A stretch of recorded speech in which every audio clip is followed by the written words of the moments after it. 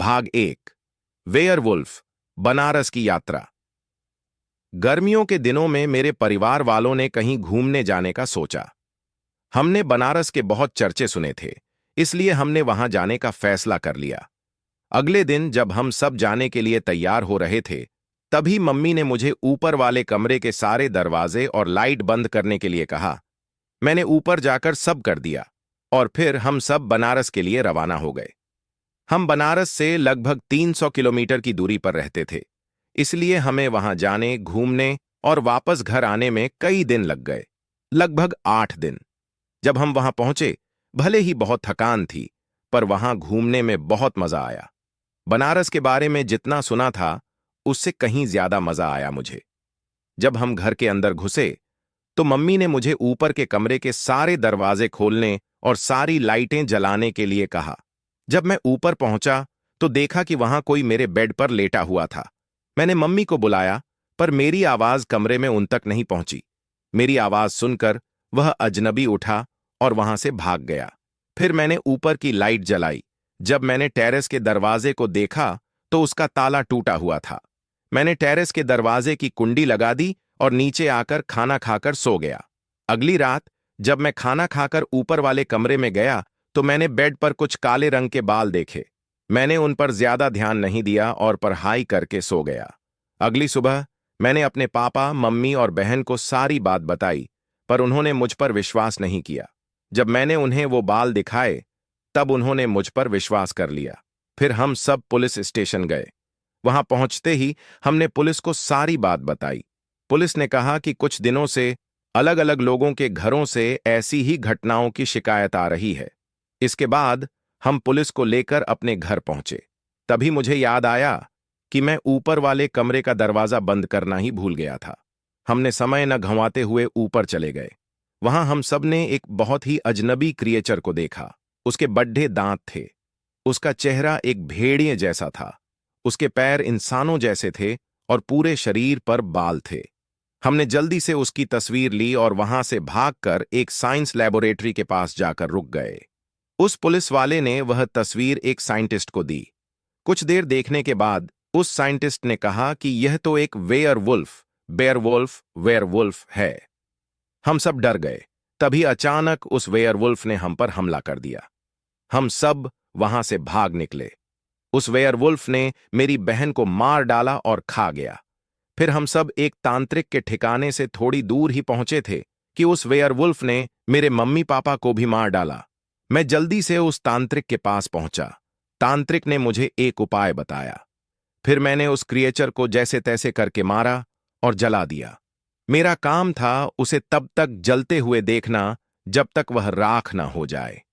इस बीच मुझे बहुत चक्कर आए और बहुत सारी अजीब अजीब आवाजें आईं, पर वह जल गया। भाग 2। चीता चुड़ैल, सालों बाद। इसके बाद मुझे लगा कि अब ऐसी कोई घटना कभी नहीं घटेगी। सालों बाद मेरी शादी हो गई और मेरे 2 बच्चे भी हो गए थे। हम सब बहुत खुश रहते थे। पर शादी के 10 साल बाद हमारे गांव में एक चीता चुड़ैल की अफवाहें फैलने लगीं। जब हम गांव पहुंचे तो सब लोग अपने अपने घरों के अंदर थे। बस दादाजी हमारे इंतजार में घर के बाहर खड़ीडी है थे। जैसे ही हम घर के अंदर पहुंचे, दादाजी ने झट से दरवाजा अच्छी तरह बंद कर दिया। मैंने दादाजी की इस हरकत पर ज्यादा ध्यान नहीं दिया। मैंने सोचा कि हो सकता है पापा की मृत्यु के बाद से दादाजी बहुत डर गए हों, और वैसे भी गांव में उस चीता चुड़ैल का डर बैठा हुआ था। फिर हम सब ने खाना खाया और सो गए। रात के 3 बजे मुझे घर के बाहर से पायलों की आवाज सुनाई दी। मैंने सोचा कि इतनी रात को कौन पूरे गांव के बीच घूम रहा है। जैसे ही मैं बाहर देखने जा रहा था, तभी दादाजी ने मुझे रोका और एक दिया दिया। जब मैंने इसका कारण पूछा, तो दादाजी ने कहा कि वह चीता चुड़ैल है। फिर मैंने दादाजी से उस चीता चुड़ैल के बारे में पूछा। दादाजी ने बताया कि गांव में एक लडेचकी रहती थी। उसके पास एक पालतू चीता था। दोनों में बहुत गहरी दोस्ती थी। एक दिन उस लडेचकी ने उस चीते के गले पर एक चिट्ठी और कुछ पैसे बांधकर दुकान से कुछ सामान लाने को कहा। चीता भी उसकी बात मानकर दुकान चला गया। दुकानदार ने उसके गले पर बंधी चिट्ठी के अनुसार सामान चीते की पीठ पर बांध दिया। चीता घर जाने लगा, पर रास्ते में कुछ चिड़ियाघर के लोगों ने उसका रास्ता रोक दिया। उस चीते ने एक व्यक्ति को मार दिया। उनमें से एक व्यक्ति के पास बंदूक थी। उसने देखकर चीते को मार डाला और इसमें पूरे गांव वालों ने उसका साथ दिया। जब यह खबर उस लड्ढहटकी तक पहुंची तो वह खुद को संभाल न पाई और आत्महत्या कर बैठी। तभी से उन दोनों की आत्मा इस गांव में भटकती है और रोज एक एक जानवर को मार डालती है। मैं यह बात सुनकर बहुत डर गया। अगली रात जब मैं पानी पीने के लिए उठा तब मैंने देखा कि एक गाय को मारकर खा रही है। मैं उसे पीछे से देख पाया। उसके बाल बहुत बड्ढे थे, उसका पूरा शरीर हरे रंग का था और उसने लाल रंग की साधी पहनी हुई थी। मैं डर के मारे सो गया। अगली सुबह जब मैंने यह बात दादाजी को बताई तो दादाजी ने उस चीता चुड़ैल से छुटकारा पाने के लिए कुछ उपाय करने के लिए कहा। मैं सोच ही रहा था कि क्या किया जाए, तभी मुझे अचानक घर के तीसरे कमरे से कुछ अजीब सी आवाज सुनाई दी।